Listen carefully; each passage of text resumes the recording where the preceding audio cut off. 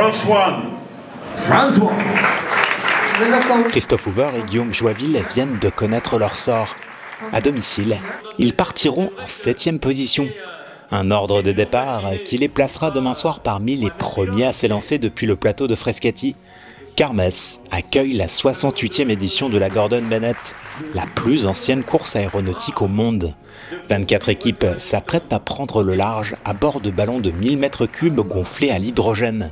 Le but, parcourir la plus grande distance possible en jouant avec les vents et en lâchant du lest pour maintenir l'altitude. C'est vraiment une question d'endurance et puis il faut se supporter contre vents et marées pendant 3 jours dans un espace tellement réduit. On vit dans une nacelle de 1,20 m au carré pendant 3 à 4 jours.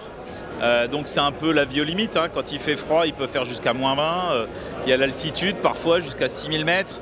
On dort pas toujours beaucoup, il y a parfois le stress de l'enjeu. C'est en fait un exercice dans la mesure du risque en permanence et dans un travail toujours d'analyse, d'anticipation des conditions météorologiques, de contrôle aérien.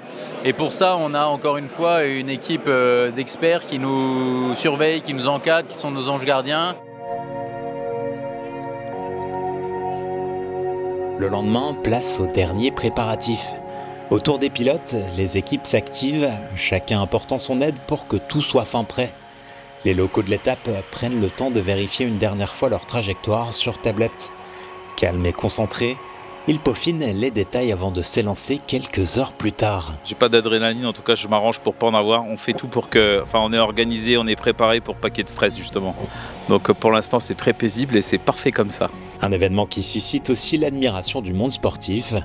La présidente du CNOSF, Amélie Oudéa-Castéra, salue le courage et l'endurance de ces aventuriers du ciel. C'est fantastique, il y a des Suisses, il y a des Autrichiens, voilà, que le meilleur gagne et ça va être, je vais vraiment suivre ça avec intérêt parce que ça promet pendant ces 3-4 jours là de voir jusqu'où ils vont arriver à aller, c'est top, vraiment bravo à eux.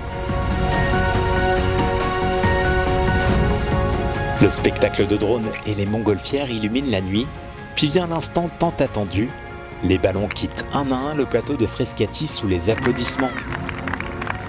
Après 1090 km parcourus, l'équipage messin atterrira finalement en Serbie à la 9e position, bien avant un équipage suisse qui s'adjuge le trophée tant convoité après un périple de 1358 km. Une performance qui témoigne de la difficulté et de la beauté de cette épreuve centenaire.